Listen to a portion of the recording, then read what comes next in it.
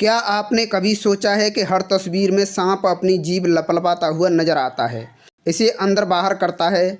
सांप की जीभ भी खास होती है, ये दो हिस्सों में कटी हुई नोकदार होती है।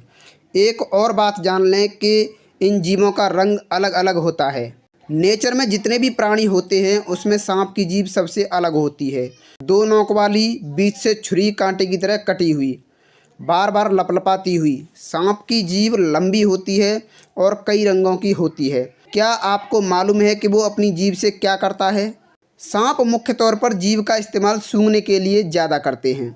इनके जरिए वो इंसानों और अन्य जानवरों की तुलना में चीज़ों को अधिक तेज़ी से सूंघ सकते हैं। वो जीभ से सूंघकर जान लेते हैं कि जिस चीज़ को सूंघ रहे हैं वह उनके बाईं या दाईं ओर है।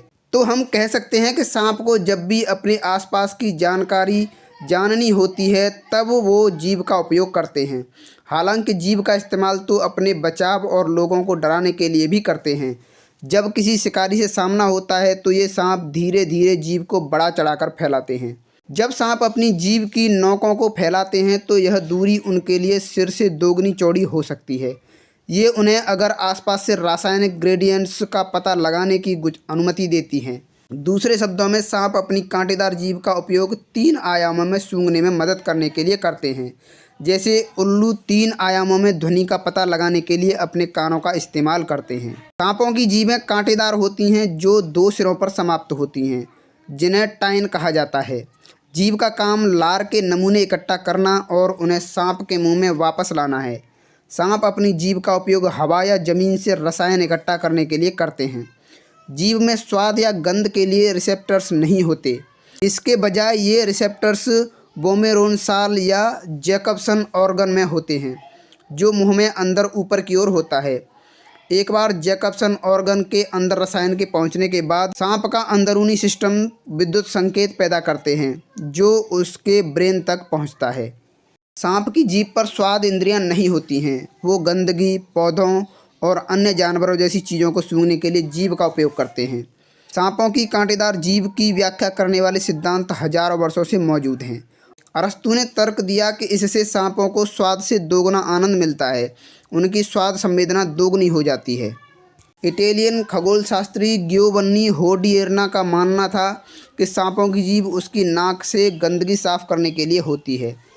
17वीं सदी के कुछ लेखकों ने दावा किया है कि उन्होंने सांपों को अपनी जीभ के कांटों के बीच से मक्खियां या अन्य जानवरों की सदंश की तरह इस्तेमाल करते हुए पकड़ते हुए देखा है।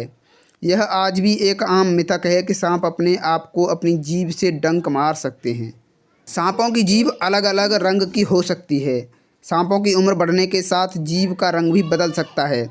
उनकी जीभ के रंग हरे, नीले, लाल, काले, क्रीम, बहुरंगी भी होती है। कुछ सांप प्रजातियों की जीभें कई रंगों वाली होती हैं।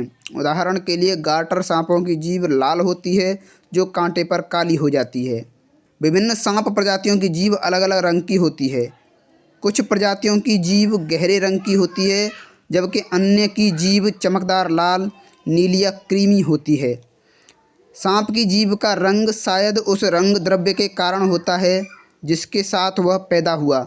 उदाहरण के लिए एक बॉल पाइथन की जीभ जब पकड़ी जाती है तो सफ़ेद होती है, कुछ ही क्षणों के बाद उसे गहरे गुलाबी रंग में बदल जाती है।